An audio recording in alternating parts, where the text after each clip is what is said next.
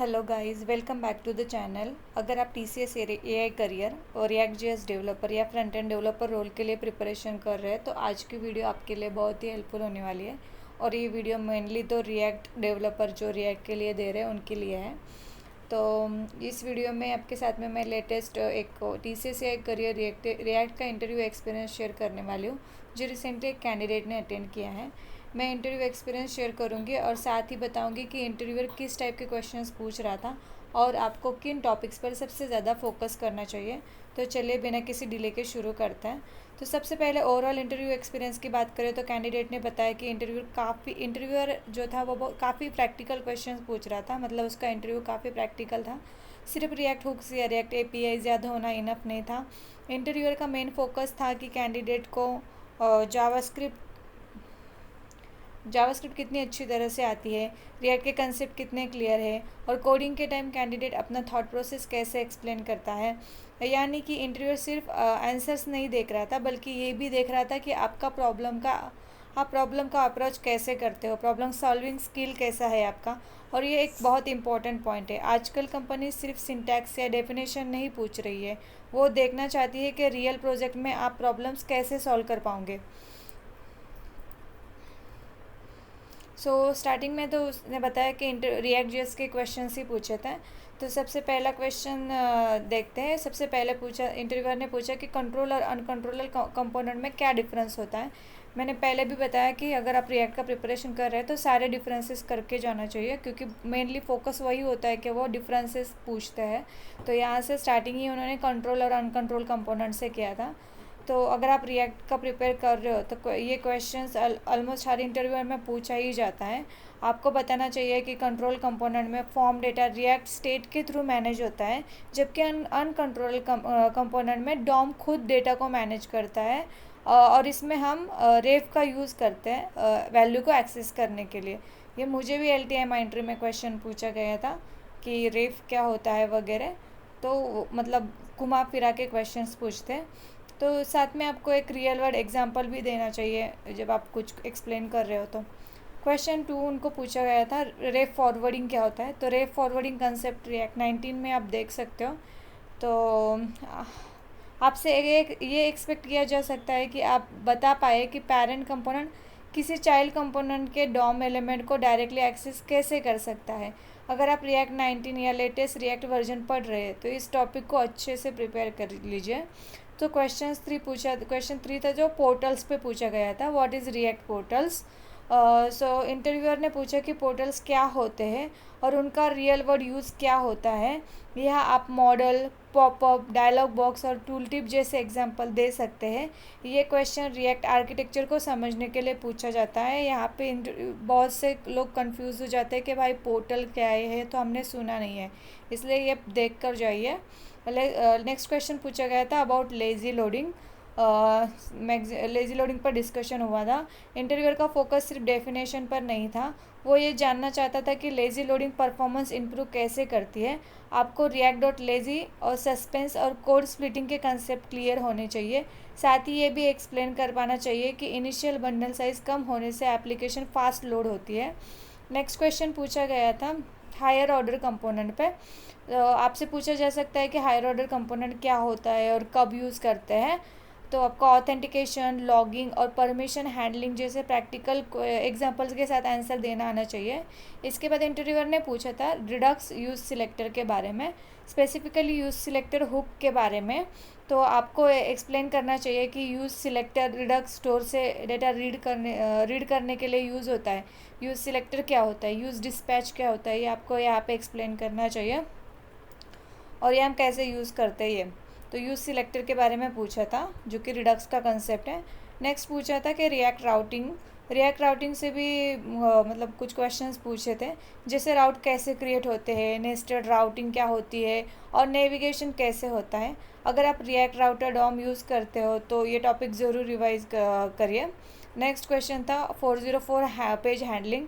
तो इंटरव्यूअर ने पूछा कि अगर यूज़र इनवैलिड URL ओपन करे तो उसको 4 पेज कैसे दिखाएंगे। ये क्वेश्चन रिएक्ट राउटर के प्रैक्टिकल अंडरस्टैंडिंग चेक करने के लिए पूछा गया था। तो नेक्स्ट हम देखते हैं यहाँ पे नेक्स्ट जावास्क्रिप्ट के कुछ क्वेश्चंस पूछे थे, जैसे कि और सबसे मैं ऑनेस्टली बनना चाहती हूँ कि ये जो है जावास्क्रिप्ट क्वेश्चन ये सबसे इम्पोर्टेंट क्वेश्चंस है। तो सबसे पहले डिबाउंसिंग पूछा गया था। तो डिबाउंसिंग सिर्फ डेफिनेशन नहीं, इंटरव्यूअर ने डिबाउंसिंग इम्प्लीमेंट करने के लिए भी बोला था। अगर आप सर्च बॉक्स या ऑटो सजेस्ट फीचर बना चुके हैं तो उसका एग्जांपल दे सकते हो। आप ये जावास्क्रिप्ट में भी बता सकते हो, और आप रिएक्ट में भी अगर कंफर्टेबल हो तो रिएक्ट में भी इम्प्लीमेंट कर सकते हो। उसके बाद मतलब मैंने जैसे कि बोला डिबाउंसिंग को इम्प्लीमेंट करने के लिए भी बोला था, तो कैंडिडेट को वो फंक्शन लिखने के लिए बोला था। यह इंटरव्यूअर देख रहा था कि आप क्लोजर, सेट टाइम आउट और क्लियर टाइम आउट को प्रैक्टिकली यूज़ कर पाते हो या नहीं।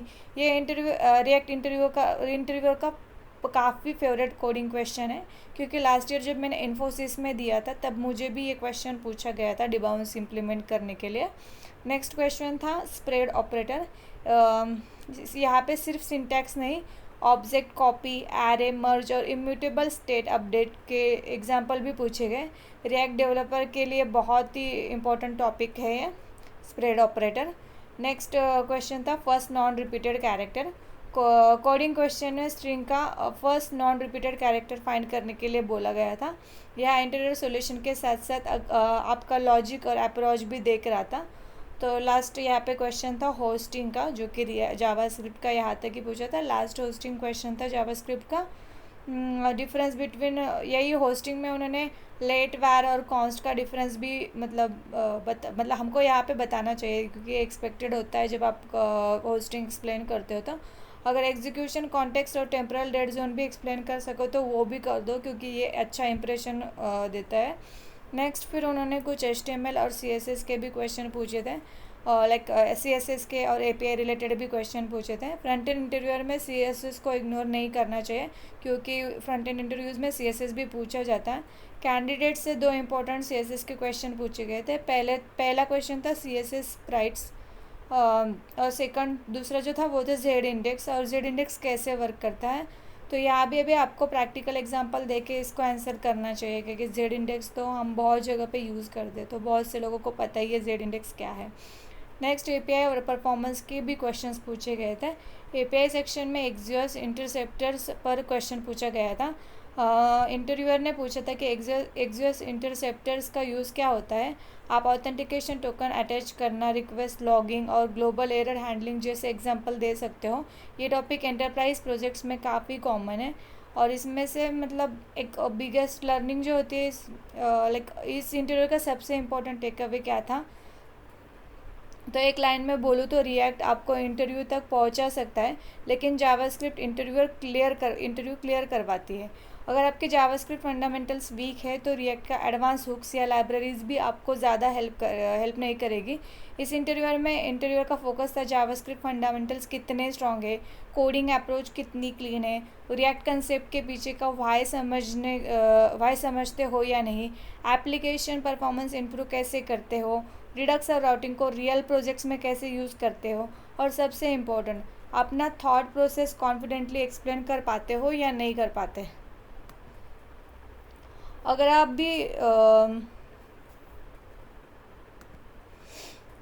भी TCS AI करियर या किसी भी रिएक्ट फ्रंट एंड इंटरव्यू की प्रिपरेशन कर रहे हो, तो मेरी रिकमेंडेशन है सबसे पहले जावास्क्रिप्ट फंडामेंटल स्ट्रॉन्ग करो, और उसके बाद रिएक्ट के कोर कंसेप्ट अच्छे से समझो, और कोडिंग क्वेश्चन को रोज़ प्रैक्टिस करो, और परफॉर्मेंस ऑप्टिमाइजेशन जैसे टॉपिक जैसे कि लेज़ी लोडिंग, कोड स्प्लिटिंग और मेमोराइजेशन जैसे क्वेश्चंस जो है वो ज़रूर रिवाइज करिए। और इंटरव्यूअर के टाइम सिर्फ आंसर मत दीजिए, अपना अप्रोच भी एक्सप्लेन करिए। ये चीज़ इंटरव्यूअर को काफ़ी इम्प्रेस करती है। मुझे उम्मीद है कि ये latest TCS AI career react interview experience आपके प्रिपरेशन में काफ़ी हेल्पफुल रहेगा। अगर आप चाहते हैं कि मैं इन सभी इंटरव्यू क्वेश्चंस के डिटेल आंसर और कोडिंग क्वेश्चन के साथ एक कंप्लीट सीरीज़ बनाऊं, तो कमेंट सेक्शन में ज़रूर बताइए। वीडियो पसंद आई है तो लाइक करिए, चैनल को सब्सक्राइब करिए और बेल आइकन दबाना मत भूलिए। मैं आपको मिलूँगी नेक्स्ट वीडियो में और एक लेटेस्ट इंटरव्यू एक्सपीरियंस के साथ में और इंटरव्यू प्रिपरेशन के साथ। Thank you for watching, all the best for your interview and happy learning. Thank you guys.